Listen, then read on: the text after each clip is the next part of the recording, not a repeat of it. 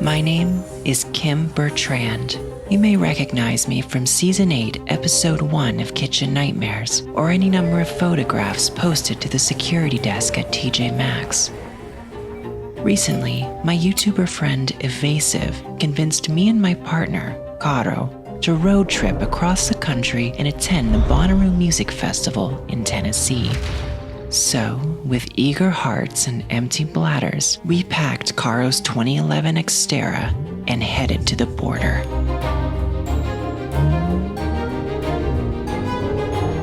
New Jersey was founded in 1787. Just 1 year later, in 1788, Eve would partake of the forbidden fruit, thus ushering sin and misery into the world and unleashing Satan and his demons to create hell on earth. But ask anybody from here and they'll tell you, through clenched teeth stained deeply by Dunkin' coffee, eyes reddened and skin sallowed by the wafting exhaust from that shining city across the sea, Jersey did it first. Satan did it worst. I know you only in my dreams. You come visit and I make a scene. You know with passion all that we could be. Love is forever, it's always you and me. Save my longing for you.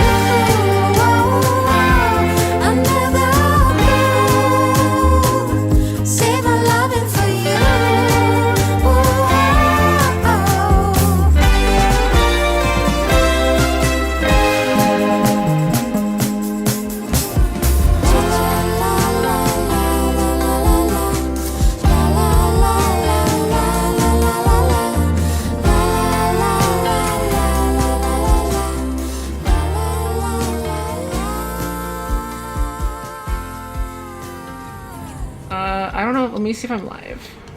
It says I'm live, but I don't see the chat. I gotta pull up the chat. Let me see who's here. Are they here right now? Yeah. Oh. Matthew, Kevin, Fuel, Phantom. Where are you going for like a week? Bonnaroo. Bonnaroo Music Festival. What's the lineup at Bonnaroo? I know what I'm gonna see. I'm gonna see Tyler the Creator, Avril Lavigne. Oh my god, she's alive? Yeah, Olivia Rodrigo, Vampire Weekend, Hosier, Modest Mouse, Saint Motel, I think is gonna be there. Haley Williams. I'm also camping, which is like crazy. I haven't been camping since before the pandemic.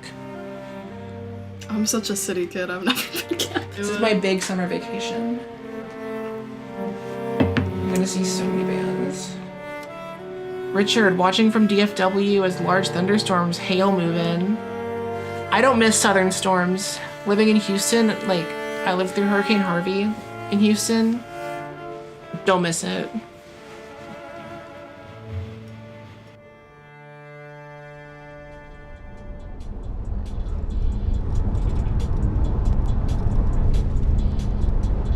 Microtow. Oh no. That's gross. I mean, I guess we all have a microtow when you think about it. I have long toes. Yeah, they're like fingers. Yeah. It's really hot. We passed through Pennsylvania next. I don't need to be clever to roast this state. I just need to show you this image of what they consider pizza. This is real. You can look it up on Wikipedia. The town that invented it, Altoona, Pennsylvania, is also the town that narked on beloved murder twink Luigi Mangione, securing each and every resident of Altoona a place next to Hermann Göring and Joseph Goebbels as history's least sympathetic architects of evil. Unfortunately, our route didn't take us through Altoona, but there's another PA specialty I've been dying to try. Can I get the grilled liver with a side salad? And can I also add a side of scrapple? Yeah. Extra scrapped.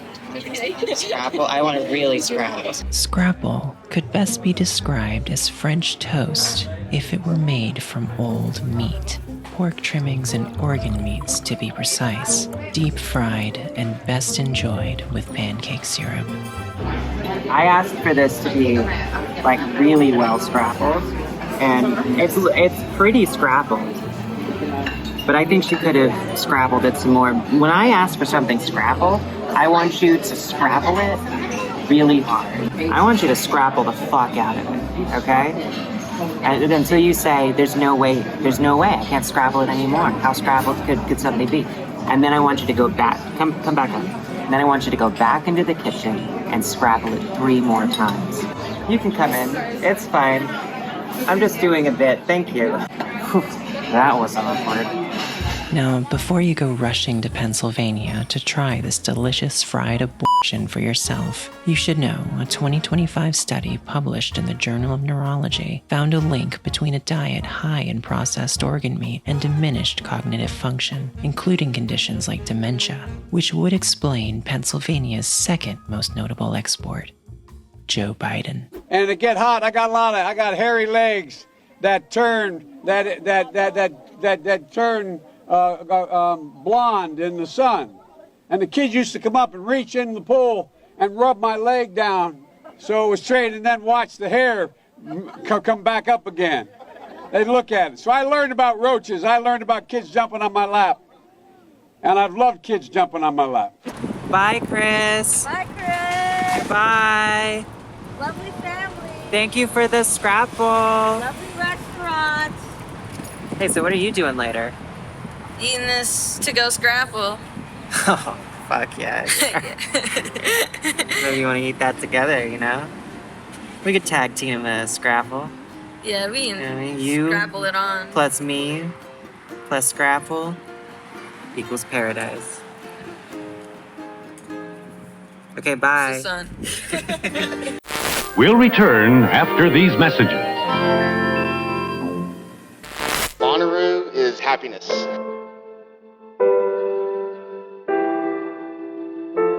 Bonnaroo is home.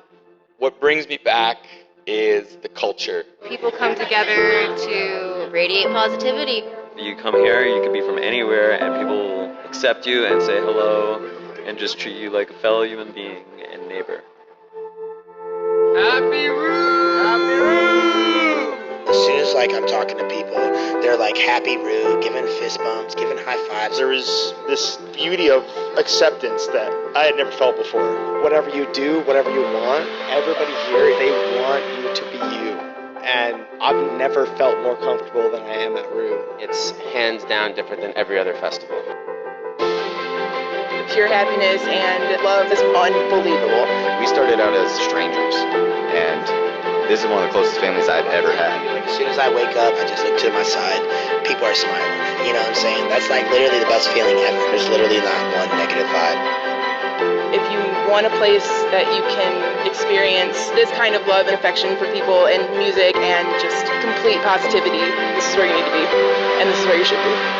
Bonnaroo's the place that I didn't know that I needed in my life. And I can't miss this now because I don't want to miss these people.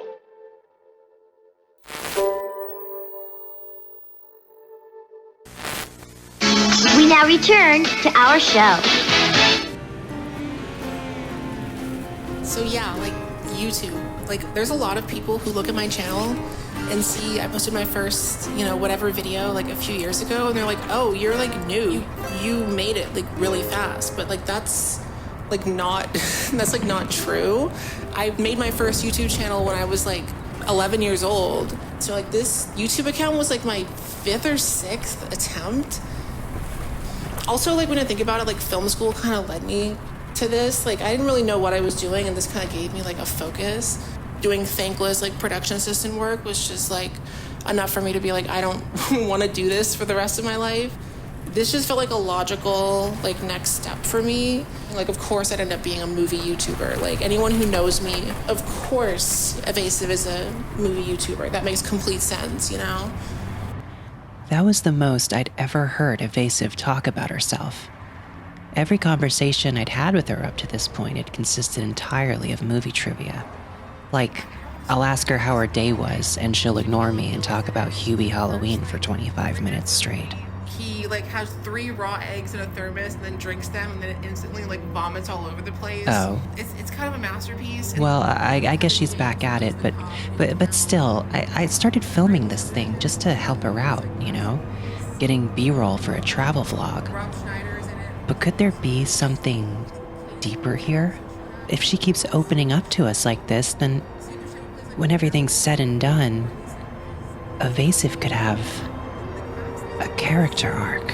This is part of like the Happy Gilmore cinematic universe.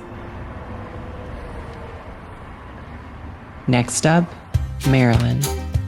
The best part about our time in Maryland is that we drove through the entire state in 15 minutes. So we moved on to West Virginia. There's not much I can say about this state because most people here are born without ears. I could count the things I like about this place on one hand, but I have all 5 of my fingers, so it wouldn't be fair to the West Virginians watching from home. We've been on the road for what feels like years now. I fear we're all slowly going mad. I've begun creating little stories with the cute little stuffed animals we've had on the dashboard. This one is named Roger. This one's named Mickey Two Claws. They call him that on account of he's got a regular amount of claws for a lobster. Oh, Mickey. I don't think it's going to work out between us. I'm breaking up with you. Eh, come on, what did I do wrong? It's not anything you did, Mickey. It's what you didn't do. What kind of bullshit is that? Come on. All right, how about a quick claw job before you go? No, Mickey. For it is that very claw job which has inspired the breakup. I am a sensitive boy, but I have sensitive organs. And you are a lobster. Yeah, this is fucking bullshit. No one knows what it's like to be Mickey Two Claws, giving claw jobs. Moving on to the, if you can believe it, even more racist Virginia. It's Virginia. The state motto here is Virginia is for lovers. For example, these Virginians loved getting their shit wrecked and have been really good sports about it for the past 160 years.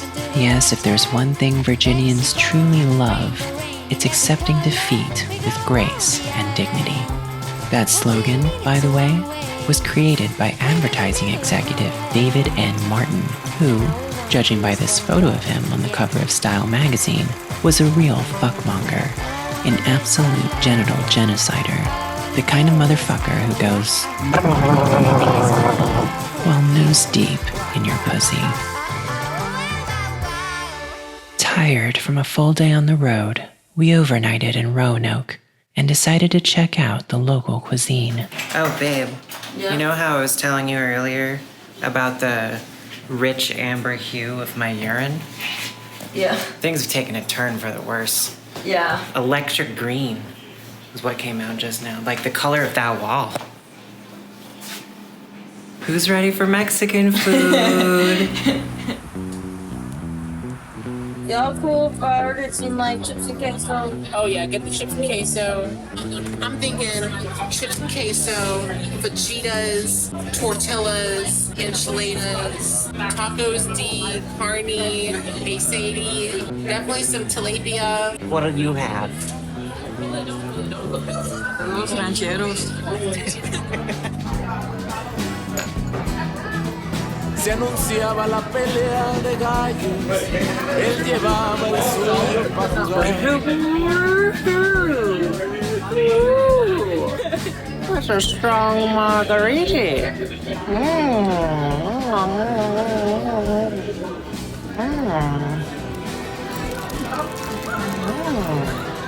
I love the arrangement.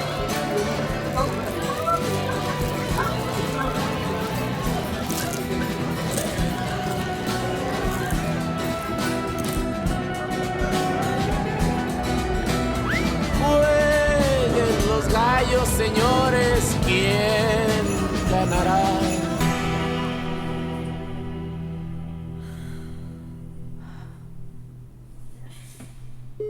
You have a new message from Lenox Hill Radiology. To listen to your message, press... Early the next day, we were back on the road. And as Evasive told me a bunch of stuff about a movie I don't care about. Character's pronouns until she gets, like, surgery. We crossed our final border. Tennessee. If you can't spell it, you'll fit right in. But before we traveled across the state to the giant empty cattle field where Bonnaroo is held, we had to make a quick pit stop at the happiest place on earth.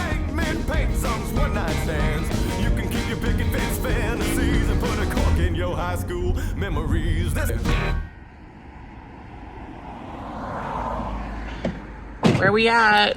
We're at Buc-ee's. We're at Buc-ee's.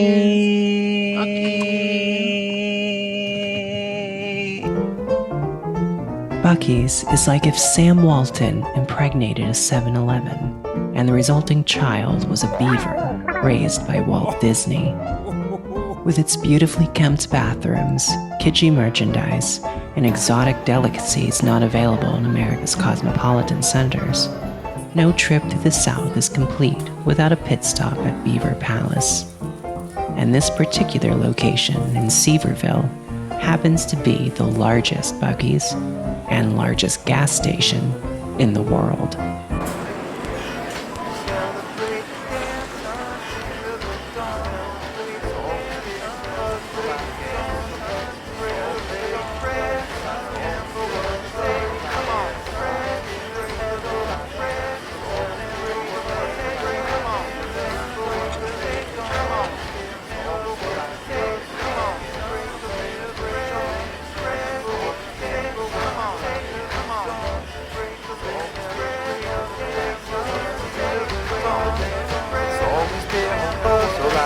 So let's break a little bread and remember what I said. Come on.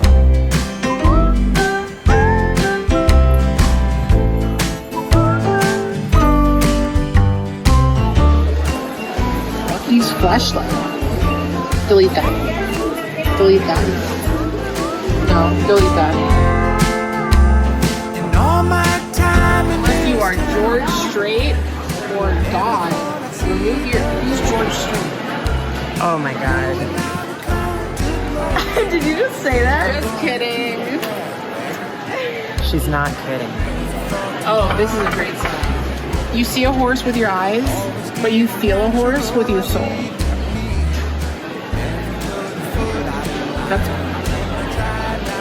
That's messed up.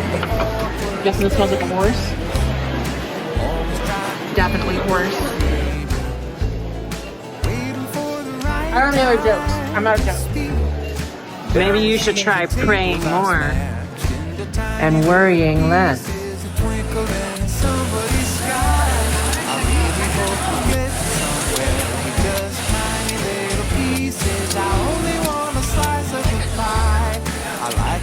We're getting somewhere. Now let's break a little bread so that we can say we gave it a try.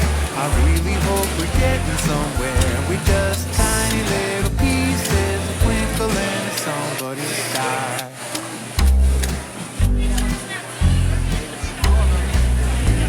Oh no, you didn't go.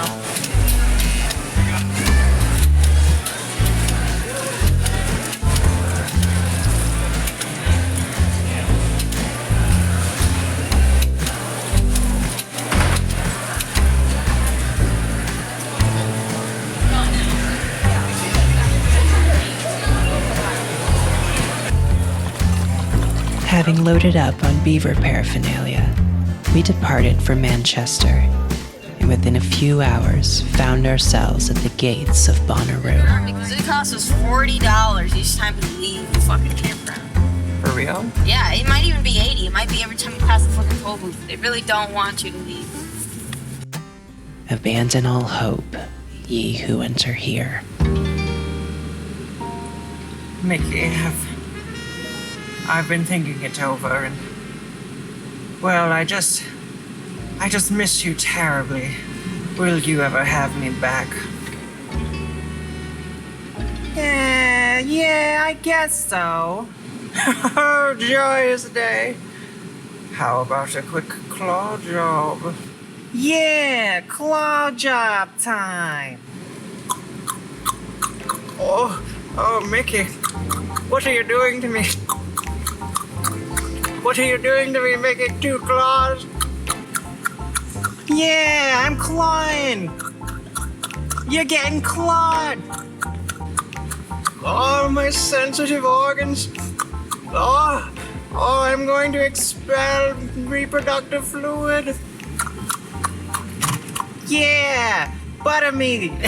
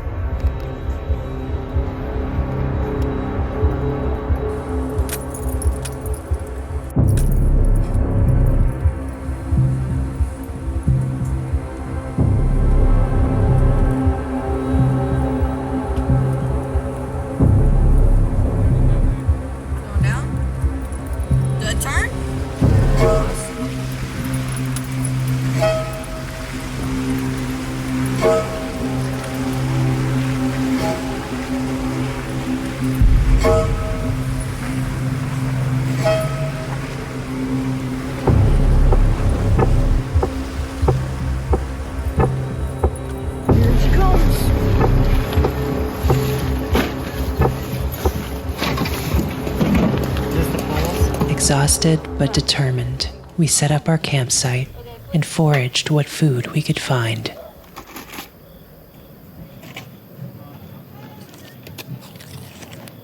Oh my god, you finished dinner already? Sorry I started without you.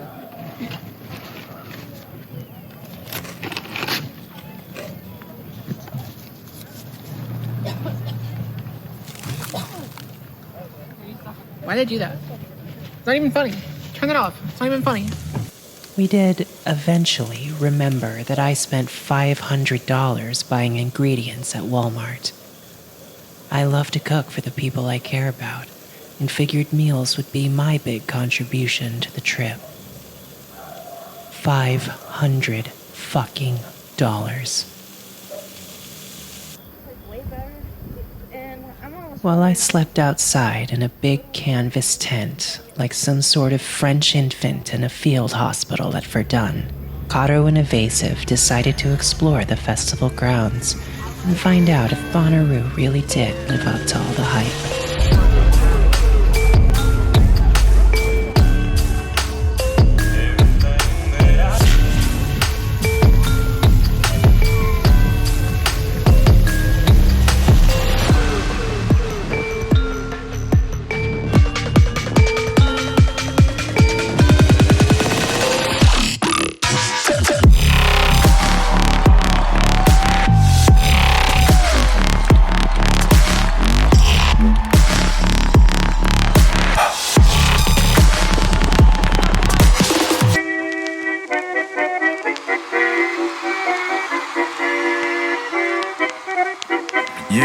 Smoking on his ass where it really got me fried. The 2 Batman villains you see performing are Violent J and Silent Bob, better known as the neurodivergent clown posse, pioneers of the subgenre of hip-hop that I'm told is all the rage among people with moms who smoke.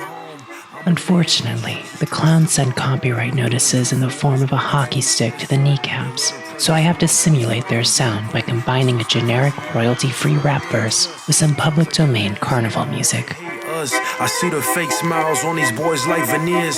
I've been counting up, cause it's my golden year. Popping ace of spades to wash away the tears.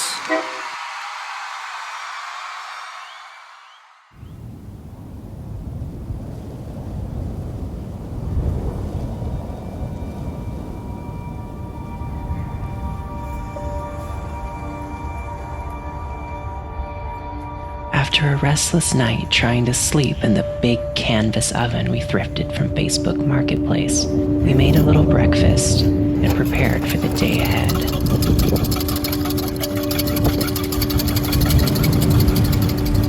As it was in the days of Noah, so too shall Bonnaroo be. For as in the days before the flood, the people were eating and drinking, marrying and giving in marriage, until the heavens opened up, and thus God spake. Fuck these millennials.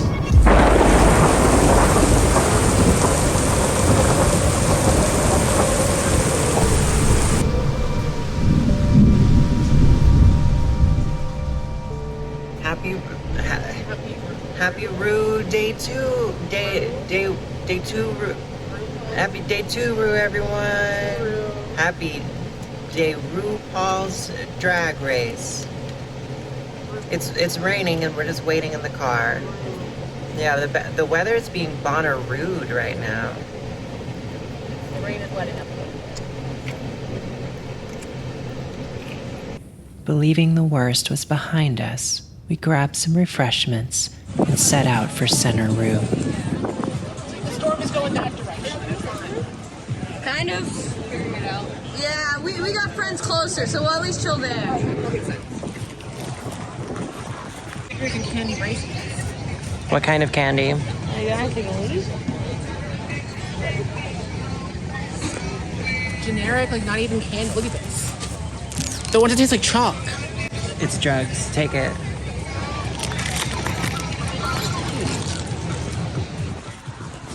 It soon became clear that the situation was far worse than any of us realized.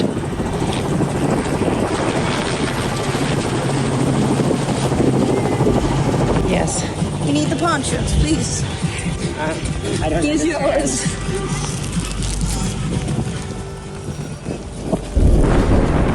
Ooh, that's thunder for sure. Stormin' in Norman. This is my trash bag I put on my body. Here's the head for that. It makes me feel beautiful.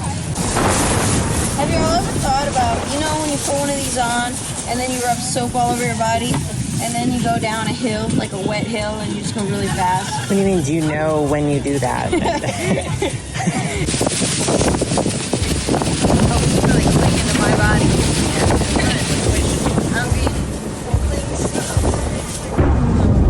There ain't no problems in the world as long as I got my hard zero sugar Mountain Dew.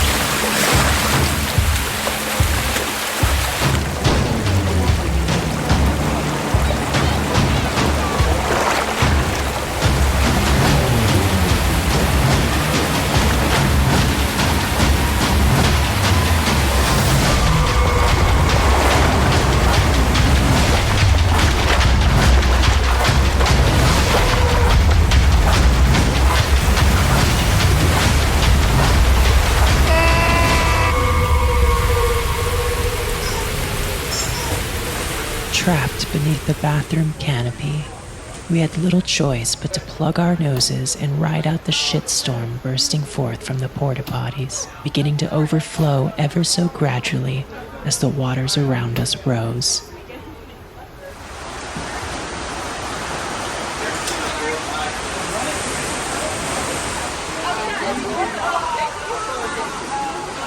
And not their organizers' fault. If anyone's to blame for this, it's God. We took advantage of a gap in the rainfall to seek a less putrefying shelter at our campsite, and while our compatriots got down and dirty, we made do with the only provisions we could access. Mayo and mustard sandwiches on King's Hawaiian rolls, just like Mother used to make. These are gonna be sauced up. Even as the rain subsided, conditions in Outer Rue continued to deteriorate, as seen in this Reddit thread by user Optimo, who complains, "Someone dropped a quick turd right in front of our camp. Crying laughing emoji, crying laughing emoji." To which another user replied, "I was almost in a position where I would have had to fire out a log at 7 a.m. this morning, but there was one poor party left." OK Run 6800, June 14th, 2025. Saving all my time for an afternoon. Saving all my love for someone like you. I don't live here in this town. River fucking trash. Just passing through. I ain't looking in your eyes. Oh my god. Oh my god.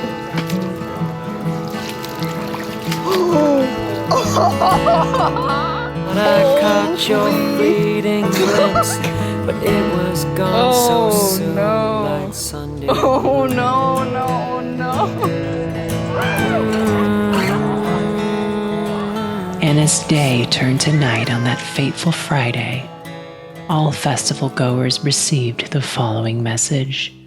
Today, the National Weather Service provided us with an updated forecast with significant and steady precipitation that will produce deteriorating camping and egress conditions in the coming days.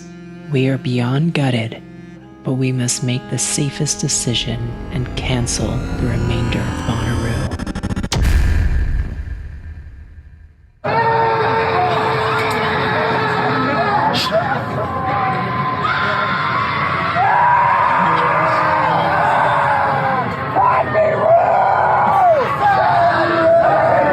What was supposed to be 4 days of sex, drugs, and rock and roll turned into one night of insane clown posse and a cold dip in shit river.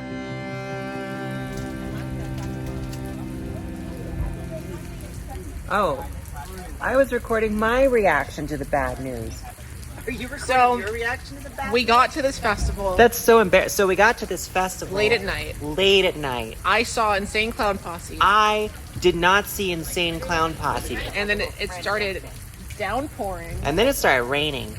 And now they just told us at... 7? That they're just canceling the whole thing. That they're just fucking us. So that they're just bending us over, greasing our little assholes. We drove like and putting a penis inside of us, and they're thrusting back and forth, financially speaking. You know what? We're gonna find something else to do. We're gonna go see the world's biggest ball of yarn. We're gonna have a Tennessee vacation. We're gonna join the Ku Klux Klan. That's not what we're doing. What else is there to do in fucking Tennessee? I'm gonna make a vlog and make my money back. If we go to Nashville, we can see musical act in Nashville. Who? Did y'all know that this is supposed to happen? The Bonnaroo co-founder died just days ago. The Bonnaroo co-founder died? One of the co-founders of the Bonnaroo Music and Arts Festival has died just days before the festival returns. Days ago. This is like Firefest all over again. Do you think this is Bonnaroo mourning the man? Bonnaroo was like, the heavens opened up. All right, well, and they wept upon the grounds of Bonnaroo. We're gonna sit in here. What we're gonna do, but it's looking like we have to sleep here. Go to visit Nashville. It's close by. For a couple days, and then go to Dollywood. The plan was simple enough. In order to salvage our vacation, we'd first make a pit stop in Nashville. Then we'd head to the one and only Dolly Parton's very own personal amusement park, Dollywood in Pigeon Forge, Tennessee. But first, we had to get the fuck out of Bonnaroo. With evac in process, we began to overhear disturbing reports about vehicles blocking the exits. Right by the exit is really bad. Everybody is like up, like I got a splash in my face. It's bad. We came in at night and we're leaving at night. God, that's gonna suck ass. 4 days. We got a 4-day pass to this music festival. We arrive late. I see Insane Clown Posse at 12:30 in the morning. I wake up in a tent and pay $10 for a shower. And $15 for ice. And then it starts downpouring, thunder, lightning, rain, all over this grassy, muddy festival grounds. So apparently, it's like Burning Man, the flooded Burning Man situation, where I guess trucks are getting stuck in the mud trying to get out of here. And I'm thinking we should go check it out. We should go observe. This is history, right? I'm just a humble YouTuber. What am I doing here? I should be watching movies right now. You know how many movies I could have watched if I wasn't here? I've been filming all day, and we're now accidentally witnessing a Burning Man situation, which I think is really funny because I remember reading about the Burning Man thing a few years ago and being like, these people are so stupid. Why would you ever go there?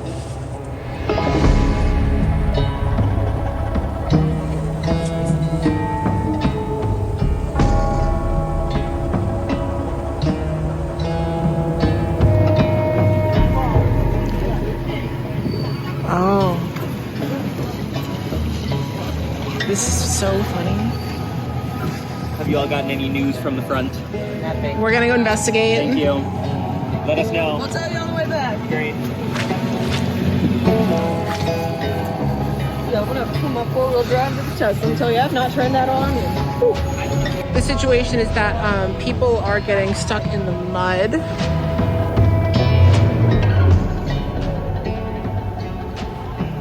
Bonnaroo.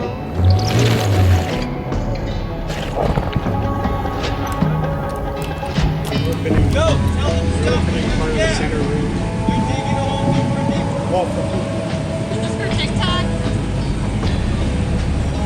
Oh, for what? YouTube. Sick. Bonnaroo.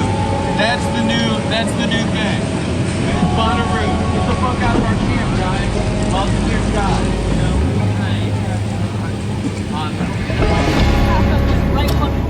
Okay, people are busting down fences to get out now.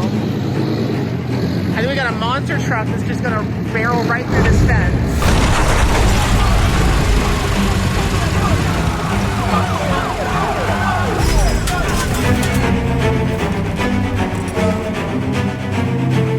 Fuck. It's gonna rain again tomorrow.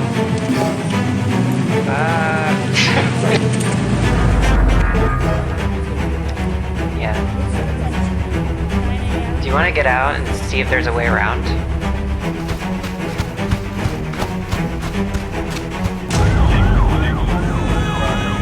One, two, three, go! Alright, keep pushing.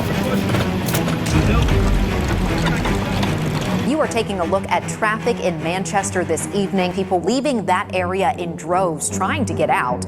This is a tough night out there. Really tough night for a lot of those attendees. And some people who are still at the Bonnaroo site tell us their vehicles are stuck in all the mud. The campsite is basically a mud pit, and communication from festival organizers has been minimal.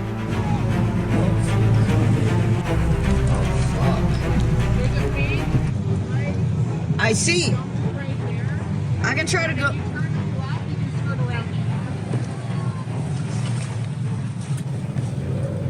Yeah? Okay, make sure I don't fucking hit anything, okay?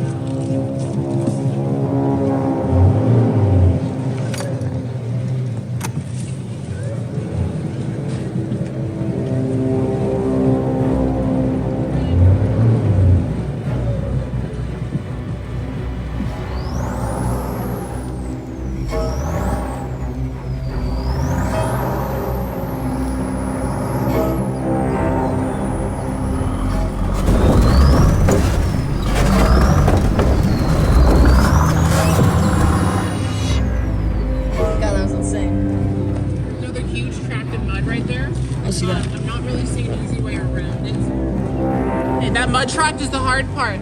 But it's pretty much a straight shot out of here from here. Guy? Yeah, Okay. I'll show you the way. Okay, please do. Turn into it. Hell yeah.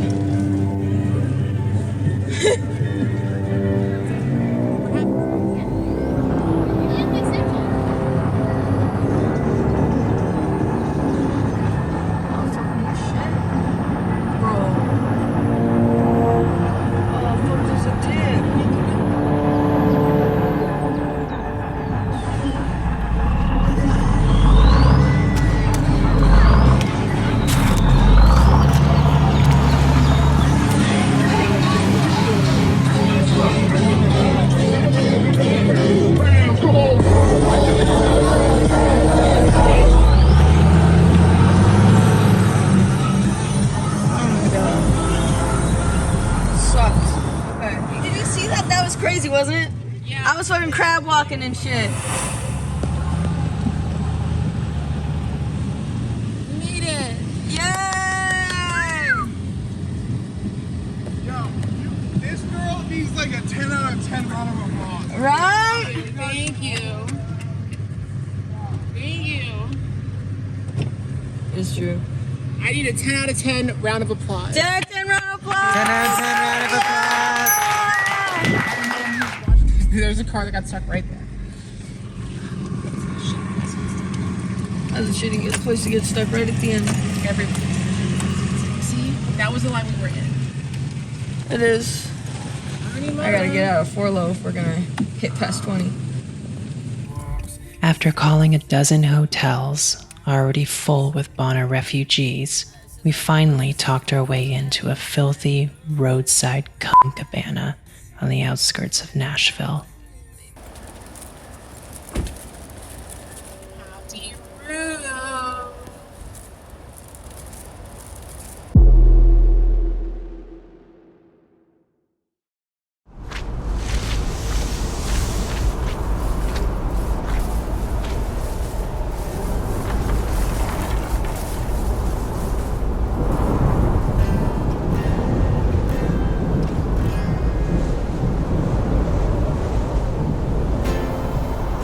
It took another full day to evacuate everyone from the campground. We were lucky Eva found us a way out when she did. I'm reminded of a quote from Iris Murdoch's romantic thriller The Nice and the Good. Duquesne knew that Willie had looked forward to this visit. He knew, too, that the visit was rendering Willie unspeakably miserable. Waking up in our hotel, we made 2 important discoveries. The first, you can still get sunburned with cloud cover. And the second, our 3 a.m. Whataburger leftovers had frozen solid in the hotel fridge.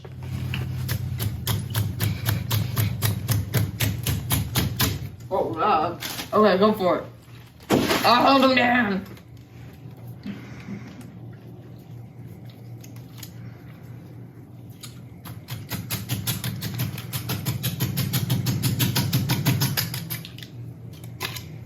We just struck oil, boys.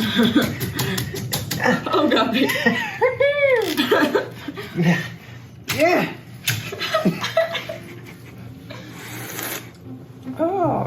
With time to kill before our big night out in Nashville, I did a little field research and shared it with the group. All right, so what are we gonna do? I have some ideas. All right, tell me what you think. Fun Spot America. No. Do the Cast Iron Museum? No. Chattanooga Trolley Shore. We're not even near Chattanooga. Train rides? No. Civil War? No. Civil War trains? No. What about Paula Deen's Family Kitchen? Put some South in your mouth, y'all. What else we got? All right, how about Paula Deen's Family Kitchen? Yes or no? No. Okay, how about Paula Deen's Family Kitchen? No. Paula Deen's Family Kitchen. No. Paula Deen's Family Kitchen. No. Paula Deen's Family Kitchen. Is that all you have left? Paula Deen's Family Kitchen. You have like 10. Paula Deen.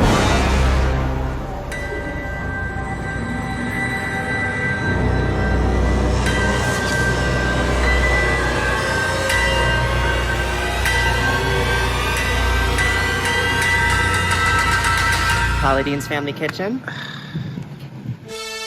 The chef's eponymous family kitchen is what I imagine Kim Jong-un's presidential palace must be like, loaded to the brim with ornate portraits of Paula Deen being nice to black people. You have used a word that is the most offensive word you can use to describe an African American. Do you have any doubt in your mind that African Americans are offended by the N-word?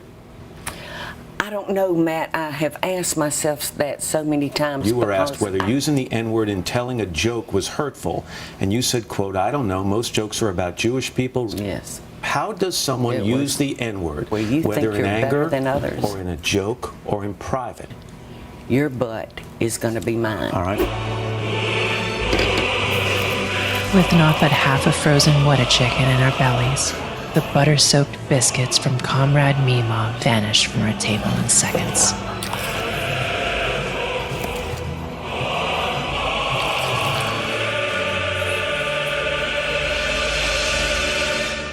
We hit up the adjoining mall, where Caro proceeded to win a coupon from every single promotional spin the wheel game.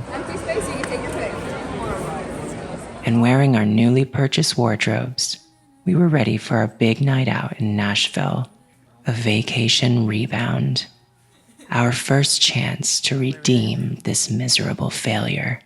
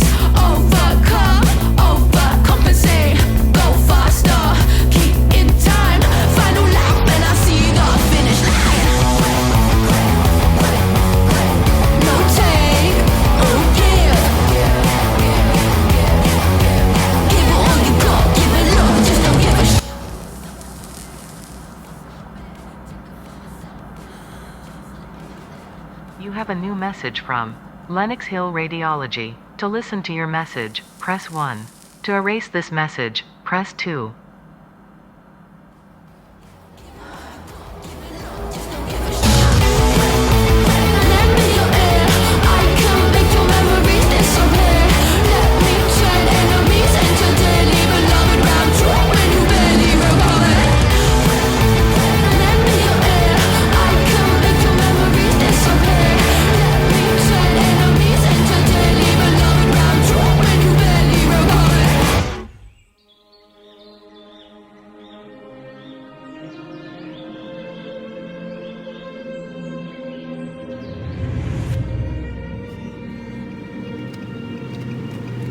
Travelogue day. What days? We've been lost at sea for 40 days. 40 nights. How many days have we been on the road? Or how many? Since Wednesday. Well, now it's Sunday. We're going to Dollywood. Dollywood. Nashville was, indeed, a vacation rebound, but only in the sense that I rebounded Paula Deen's butter biscuits all over my new romper. And then I ate a chili dog and rebounded that in front of an Elvis statue. I rebounded a third and fourth time later at the hotel. Only Dolly Parton could save this trip now, so we set off for the holy city, Pigeon Forge. A Vatican in the singer's own image. But unlike the shitty Vatican in Rome, this one has an amusement park in it, with roller coasters and a cool choo-choo train and shit. You know that thing that happens when you spend the night painting the bowl of a toilet with your personal blend of bile acrylic. It lingers in the nostrils, sometimes into the next day, and you question if only you can smell the odor, or if it's a shame to which all around you are non-consensually made privy. As we barreled down this narrow, winding Tennessee highway, I wondered if I alone smelled such a foul odor. Or if... oh no. There's something we've been neglecting.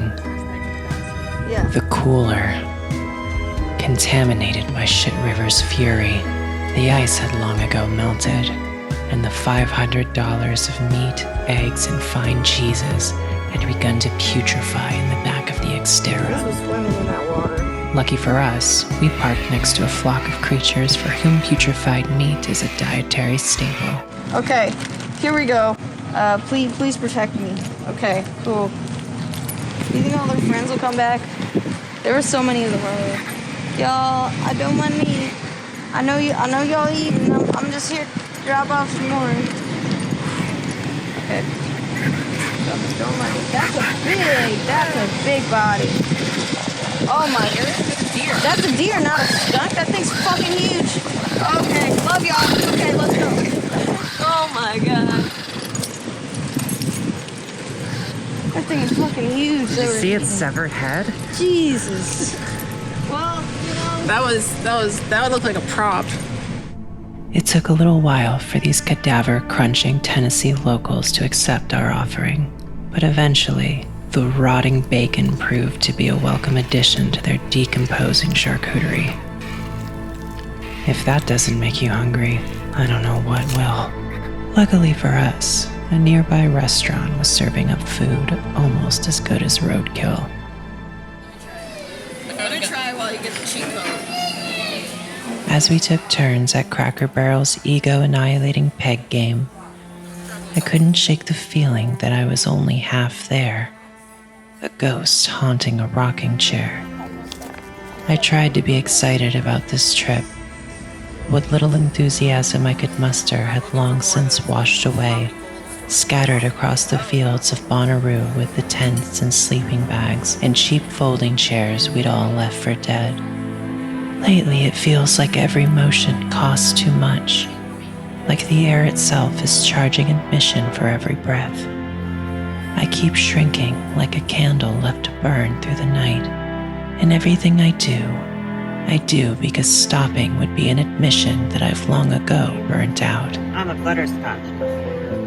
Always have been. Even lying on the couch and watching YouTube has become labor. Consumption without pleasure. A body fulfilling its contract with time. The peg game mocks me. Jump, skip, lose, start over. Victory is just a few plastic pegs away, and it still feels meaningless. So what if I win? The food will come. I'll feel hunger, then fullness, then the urge to take a shit, then hunger again. I'll crack jokes and maintain optimism that our vacation might yet turn itself around. But deep down, all I can think about is how the world keeps spitting out new reasons to keep playing, and how tired I am of pretending that I still care to move a peg. This is Bonnaroo, 2025.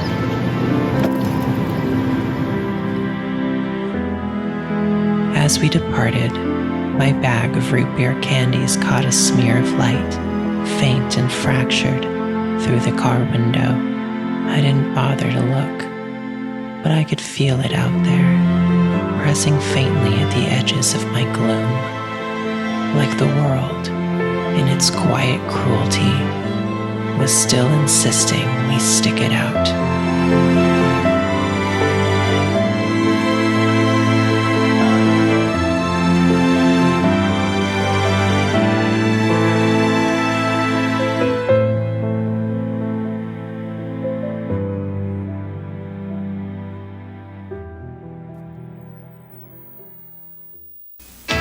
Your trip to the Smokies really isn't complete unless you visit Dollywood and share a family treat.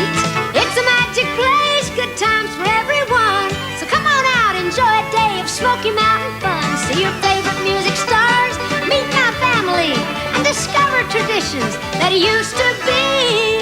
Get away to Dollywood, it's home. the Smokies, 5 miles north of Gatlinburg.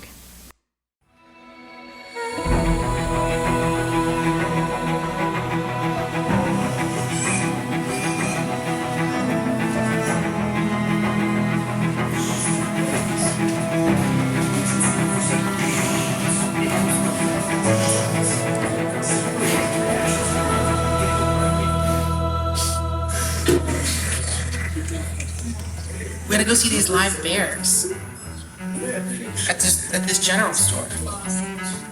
Do you think they sell the bears there? Like you can buy the live bears? How does the store have live bears and also a Christmas shop and ice cream? Where do they keep the bears?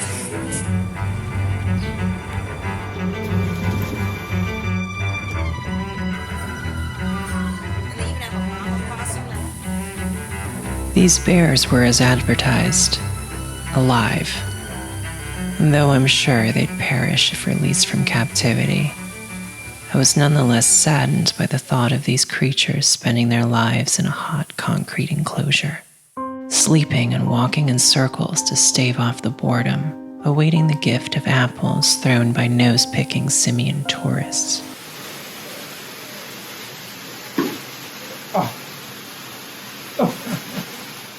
What a clever species we are, to build a cage that looks like a cave, not for the bear's benefit, but ours. I was gonna say this seems unethical, but I don't know, these bears seem like they're chilling. They got enough shit downstairs.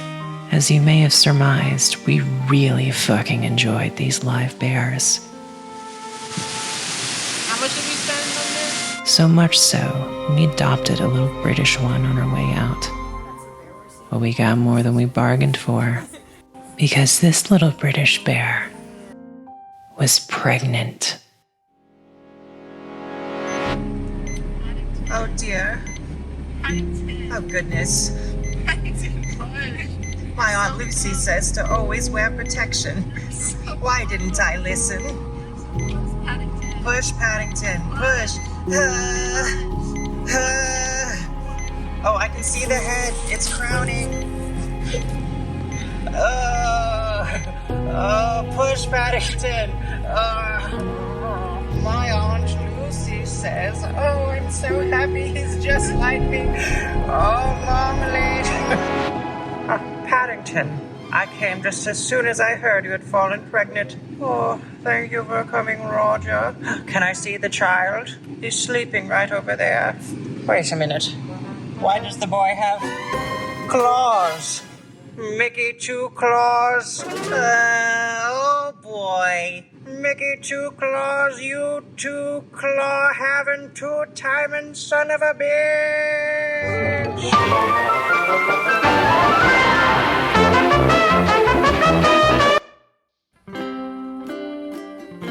The next day, we resolved to put all that bear business behind us and enjoy the offbeat amenities Pigeon Forge has to offer. Starting with this place, Frizzle Chicken's Farmhouse Cafe. Best breakfast in the Smokies.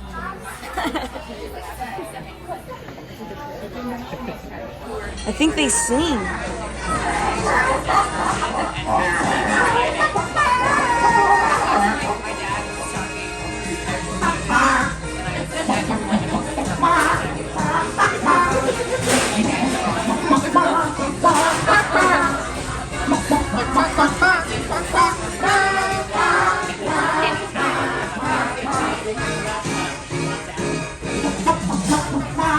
Not only do the chickens cluck the melodies to family-friendly pop hits from the 70s, there's also a chickenized version of every possible celebrity you can think of, including Tanya Clucker, Conway Twitty, Hen Solo, Princess Leia, this fucker, Feather Locklear, Dwight Yoakam, Cluck Owens, Loretta Hen, Hen Stefani, Jim Henson, and of course, J.K. Fowling, seen here having a normal one.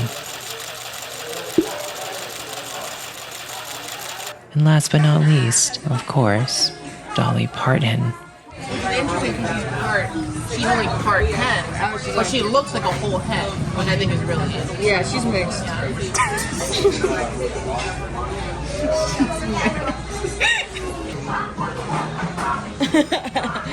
Needless to say, this is the low point in the film, our darkest hour. I'm telling you, Tony Plucker's killing The me. moment when all hope is lost and everybody is miserable. Especially our protagonist, whose character arc is starting to become clear.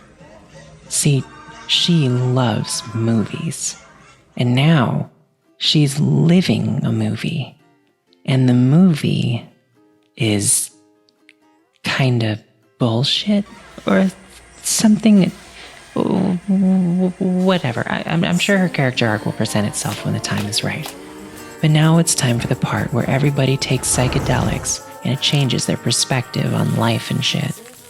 After coming up, we promptly lost our keys somewhere in the parking lot and got a fine because we couldn't find the meter. No matter, we had a chondola to catch. We lost our keys and we got a parking ticket, but now we're in the sky. Chondola. Everyone, chondola, chondola, chondola, chondola, Chon. What's a chondola, you ask, ignorantly? Vape smoke billowing from your quivering, cultureless asshole? Okay, the signs all said chondola instead of gondola. Yeah, so we're on Well, the you know, you could get a shot of the sign on your way back. That too. Yeah, that could have been. It's called getting covered. Gondola. Oh my God, yeah. Chondola, and the living's easy. Before long, we had ascended to Anarchista, a mountaintop amusement center seemingly built for people tripping balls. We looked out over the mountain range for a while and just soaked up its beauty as our respective psychedelic experiences began to peak. I couldn't tell you what the others saw. Presumably, Eva saw something important to her arc, like a giant, ethereal Rob Schneider telling her there's more to life than watching movies or something. But as for me, as I looked up and down the trees from leaf to root and rock, I saw not the beauty of interconnected nature, but a grid of pixels and ones and zeros. Visions of pneumatic tubes running through the branches, animating their gentle sway, like so many wires and tubes animate the singing poultry at Frizzle Chicken's Cafe. There were so many little things in this place that we absolutely lost our minds over. Like this owl portrait being a screenshot with the file name and phone battery fully visible. Or these talking animal mounts that I spent a solid 10 minutes watching, unsure if anybody else could see what I was seeing. I heard some people and talking about it. Or Anakista's mascot. I'm not exaggerating when I say we laughed at this image for 20 minutes. And it was the hardest I've laughed in years. All this guy had to do was exist, and it was the funniest fucking thing in the world to us.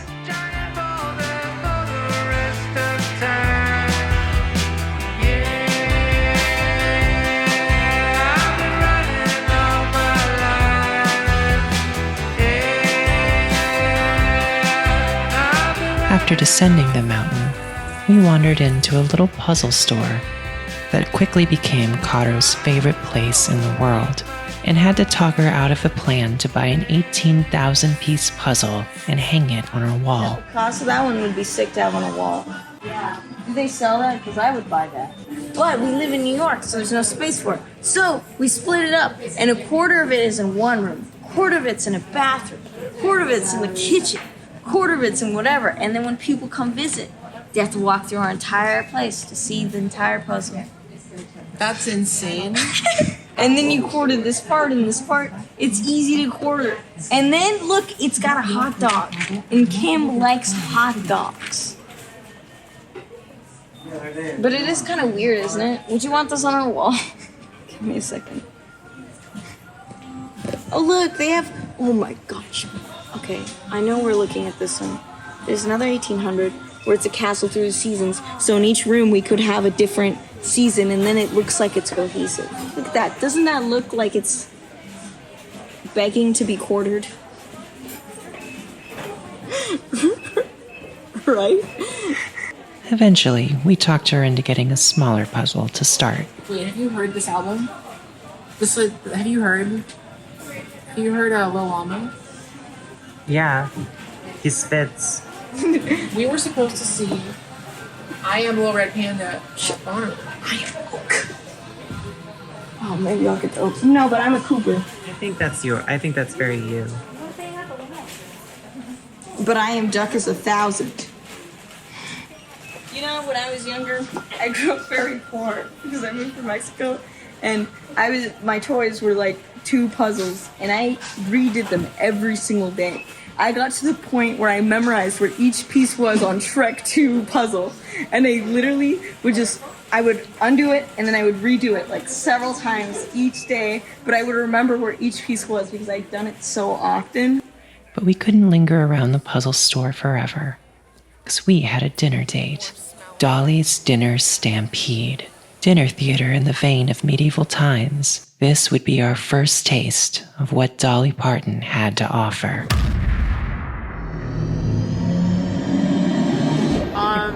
It smells like horse.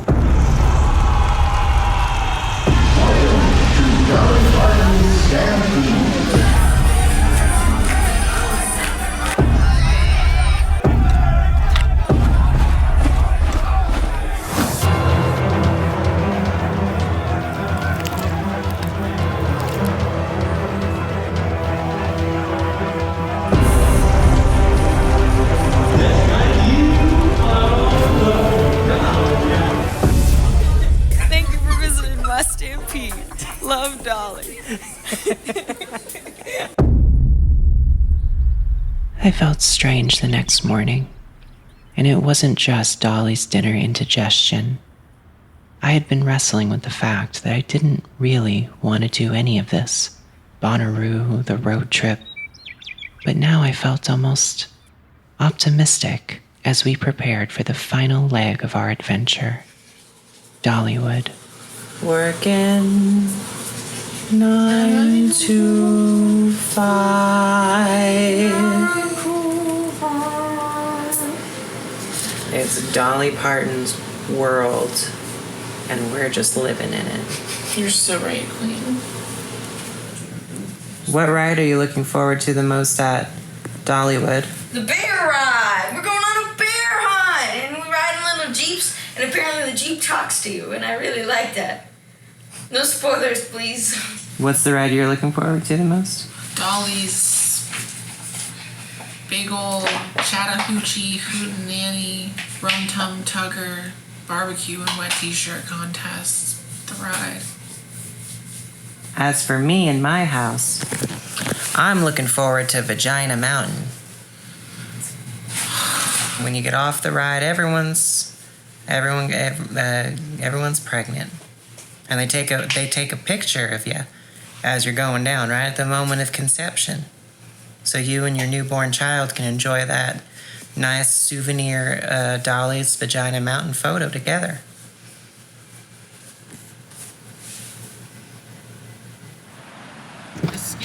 Skibbity, Ohio, my fellow Rizzlers. Skibbity yacht, I believe. I just purchased one Cattle Bar Riz vaporizer at the Zoomers gas station. Oh, we have a vapist among us. Shark Vitrololi. Don't forget about ballerina cappuccino. Big Chungus, everyone. Doing me a doggo in West Philadelphia, where I was born and raised. On the playground is where I used to have most of my riz. Sitting all relaxing, rizzing all cool, and shooting some. Come on, I'm halfway through. No, we're kids. As we set off for Dollywood, we were determined to take our vacation back once and for all. Nothing could stop us. Nothing except.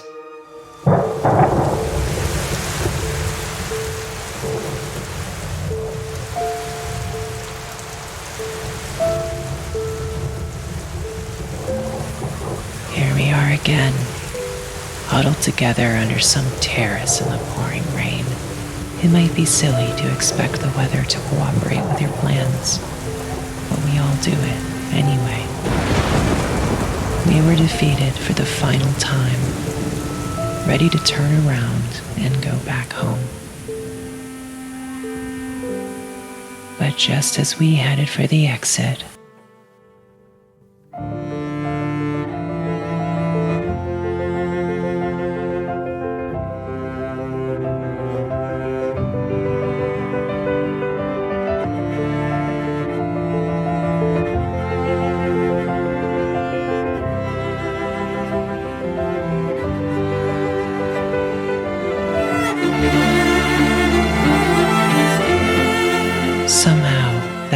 stupid arc of light redeemed everything.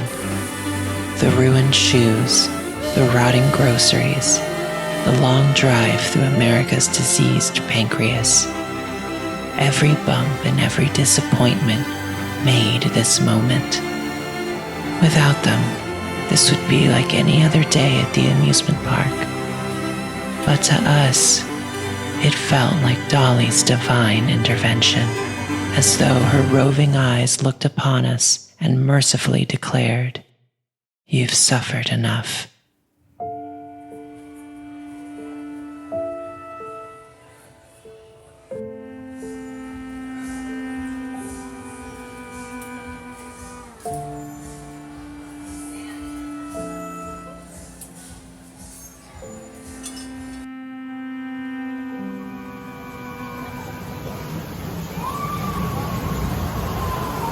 Mr. Drinkman. Please drink me. Oh, you've got a big straw there. Put it right inside. But as the sun began to sink into the evergreen Dollywood hills, I realized I'd been neglecting something. Evasive still didn't have an arc. See, I was pretty sure what mine was going to be.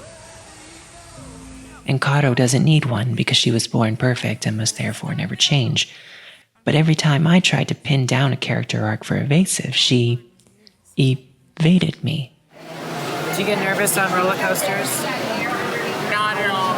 Not even a little. So, I trust those engineers. There's nothing you're overcoming or anything that might make this like a solid, I'm just symbolic victory. Roller coasters are the end of the show. Cool. Let's do it. Wasn't the answer you wanted. I mean, I was looking for thematic closure. Maybe you were scared of roller coasters and now you're tackling your fear. I have no fear. All right, now think about it this way. All right, it's the end of the show. Okay, now what people are looking for is a character arc for you. Something like you've overcome something, you've done something different. You can't just say I'm not afraid of roller coasters. I have learned that there's a reason for everything, and if it wasn't for Bonnaroo getting rained out, I wouldn't have gone to the Anakista or the Chandala. Where would my life be without a Chandala? I experienced the Chandala because the festival got rained out. And I got comedy out of it. Would it have been as funny if it didn't get rained out? Probably not. It might be even boring. But because it got rained out and everyone suffered, that makes it funny. And that's what comedy is all about. It's about suffering for your art or whatever. And that's your art? No. Yes. Well, I guess that'll have to do. And I'll add this final piece of wisdom for the ladies. Before heading out to the amusement park, remember to pack some Body Glide, or you'll be walking around like this all day. My thighs are still fucking chafed and it fucking hurts.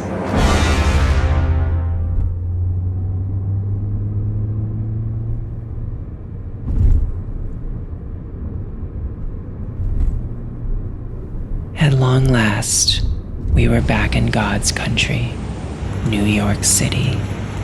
Experience it for the first time. You could hear the little gasps, the little, oh my god. That's what they were banking on. It's very. they're banking on the people who grew up with that will bring it there. Oh my god, it won't come up. Yeah, of course. And so they had to make it relevant. So they had to release the movie. That's really cool. Okay, Kim, let's use another pair of scissors. Oh, we did. Okay. Oh, it's all tied in together. It's called their synergy. What's that? And I, for one, was happy to be back in my native habitat.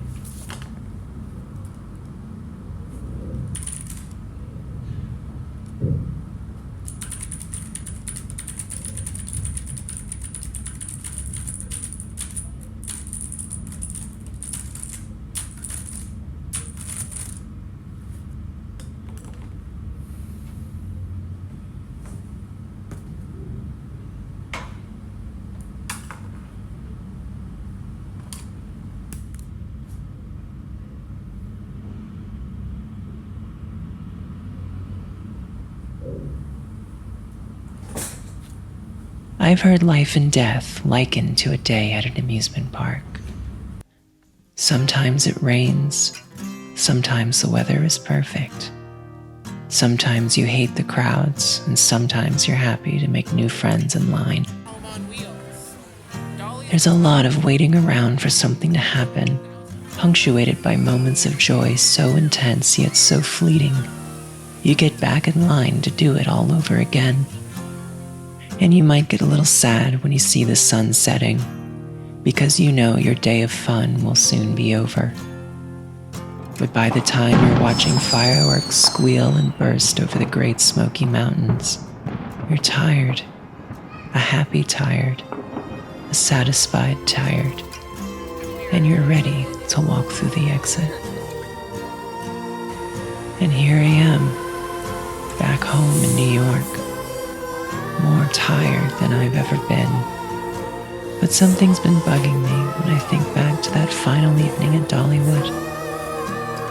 I wasn't ready to leave.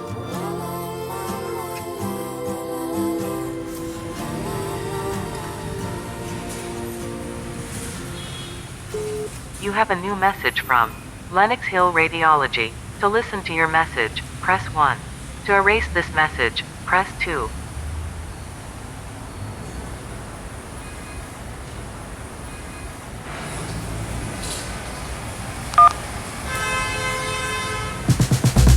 I know you only in my dreams. You come visit and I make a scene. You know with passion all that we could be. Love is forever, it's always you and me. Save my longing for you.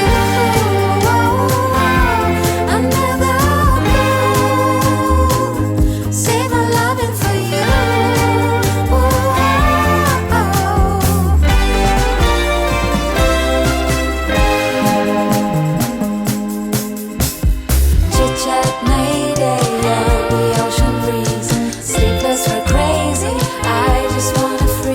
This moment forever, frame you in my heart. Loving is easy, and you're my secret star. Save my loving for you. I'm never blue, yeah. Save my loving for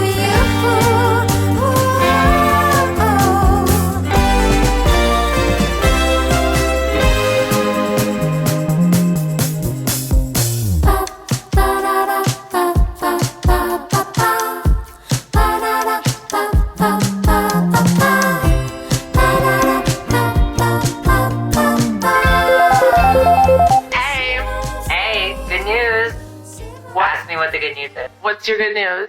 I don't have cancer. Great. I didn't know that was even a possibility. Congratulations on not having cancer. I don't have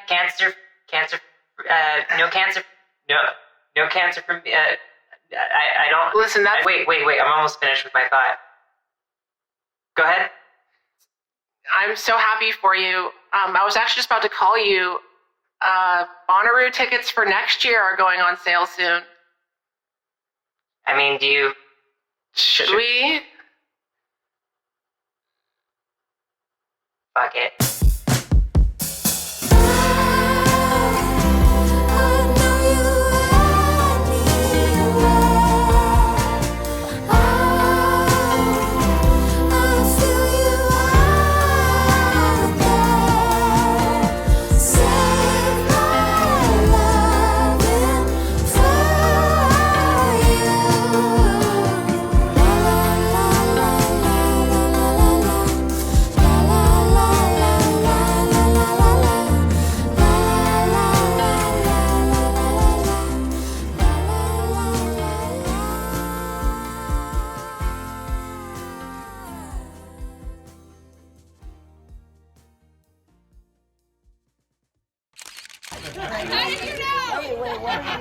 Wait, like this? Oh my god!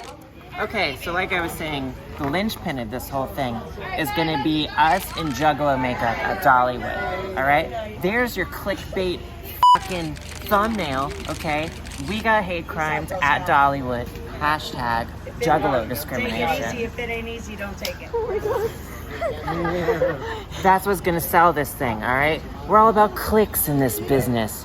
We need clicks, okay? We need viewers.